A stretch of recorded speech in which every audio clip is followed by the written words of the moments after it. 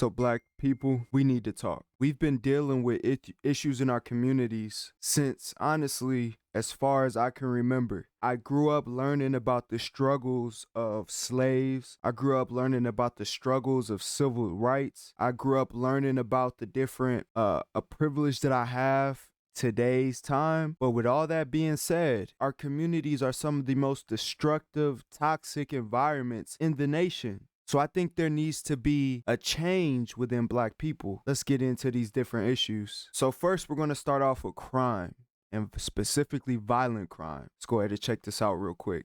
Chicago shines in the summer. It's when tourism numbers typically go up here for good reason. But when the picturesque is replaced by images like these from the weekend, crime numbers near an all-time high in the Loop.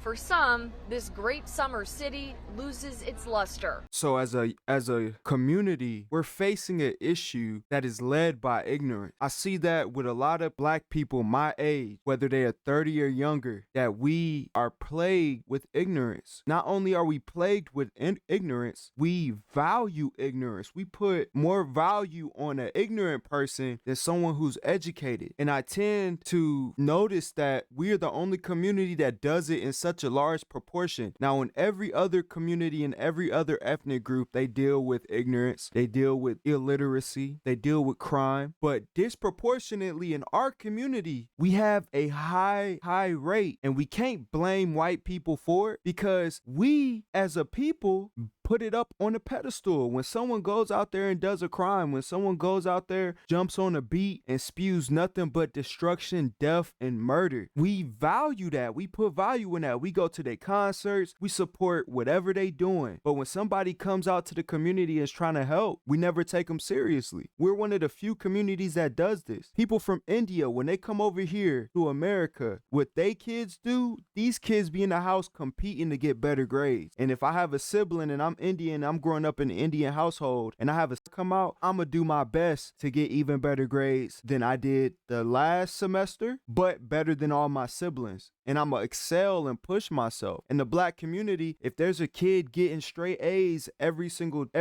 year, we'll bully them. We'll make them feel like they're stupid. We'll make them feel like they're lesser than. We're the only community where women in our community will go after the gangbangers, will go after the thug at a disproportionately high rate. Whereas if you don't come off as thuggish, or you don't come off as a hoodlum or someone who has no direction in life, and they're just out here committing these violent crimes and this, that, and the third, then the amount of women that you are going to be able to attract lowers. We're one of the few communities that wants to boast our image of having money. Most of the black guys out here that's walking around with the chains on, with the nice car, whatever the case may be, they don't even have generational wealth, but they want to show an image to the world and get all gaudy and show as if they have that type of money or they're living that type of lifestyle. People will go broke trying to portray a fake image that they have value through clothes, jewelry. We're supporting brands that are not black owned. If a guy walks down the street with a Hanes shirt on, and then you got another guy that's walking down the street with a Louis Vuitton shirt on, we automatically gonna put the guy that has Louis Vuitton on a pedestal over the guy that has a Hanes shirt on, not knowing that the guy with the Hanes shirt probably has more money or disposable money. So these are the different things that we push in our community that causes us to have this terrible behavior, that causes us to live in poverty, that causes us to have a disproportionately high death rate in our own community. You go to some of our communities across the country, they look like war zones. They look like a war just came through. Buildings are dilapidated, buildings are abandoned, you got trash all over the place, you got all this just disgusting environment, and that's something we're supposed to be proud of. You got guys that will grow up on the street, none of their family owns a piece of property on the street, don't even own a mailbox on the street, but will be willing to die over the street and will be willing to kill people on the other block, and they families don't own nothing. We'll be willing to kill them because they disrespected our street. So this is the mindset that we deal with, especially black men. Black men, to be honest, man, we need to tighten up. There have been been plenty of times where I'm in an environment that's not predominantly black, and sometimes I will be embarrassed when a certain topic comes up dealing around the behavior of black people, and I gotta sit there and defend this stereotype that all black people are thuggish, that all black people are ignorant, that black folks don't have any type of sense, right? And then I have to go through every single time when I'm trying to integrate into a different culture or a different environment where there's not a lot of black people. You have to go through this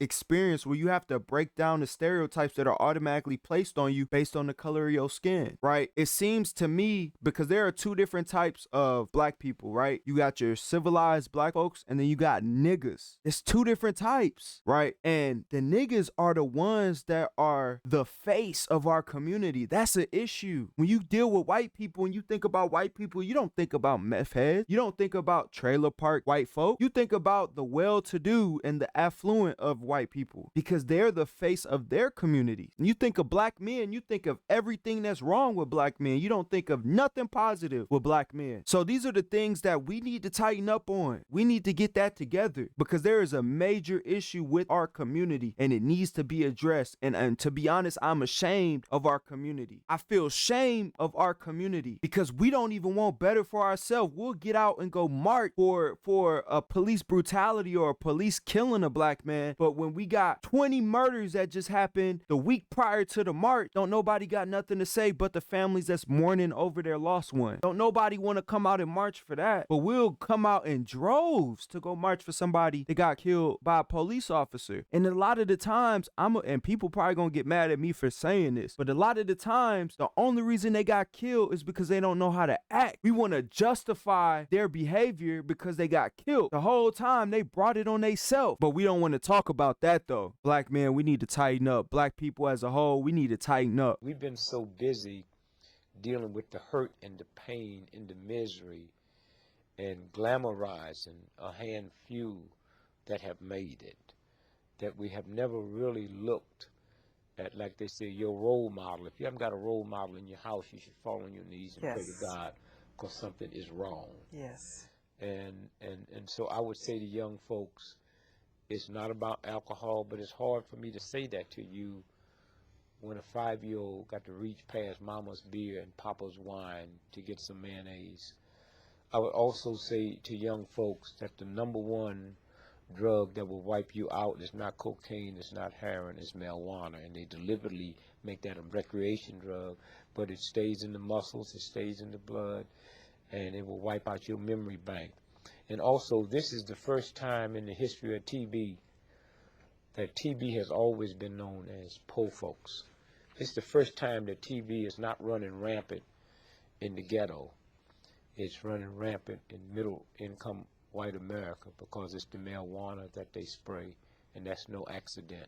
So like Dick Gregory said, we need to relearn a lot of the different things that we've been taught in, especially if we come from a lot of these more impoverished neighborhoods. We've been taught some terrible, terrible, terrible behavior. A lot of us wasn't even raised like that, but we get out here, we become adults, we're dealing with childhood trauma, and we take that into adulthood with us, and it manifests into something that is very, very shameful and is very, very destructive. And we teach it to our kids, and our kids end up just like us. So we really need to take initiative as a people and understand the things that's wrong with us as an individual, and understand and learn how we can get past that, so we're able to teach our children something better. A lot of people don't care if their children become better than them in the black community, and that's an issue. A lot of people want to protect their kids from all the right things and teach them all the wrong things, right? We have so many different things in our neighborhood that destroys us. Has nothing to do with white folks, has nothing to do with Jewish folks, has nothing to do with Hispanic folks. This is something that we got to deal with. Until we can make those changes, unfortunately, it's just going to continue to get worse before it gets better. Let me know what you guys think down in the comment section below. Let me know some of the different things that you feel that we can do as a black people, or you would recommend to black people to do moving forward to improve the quality of life in black neighborhoods across the country. If you like the video, go ahead and give it a thumbs up. Also, go ahead and give a brother HBO special, help a brother out special, and click on that subscribe button. When you click on it, also click the notification bell so you're notified when I drop these banger videos. It's your boy RJ, and I'm gonna catch y'all on the next one. Deuces, YouTube.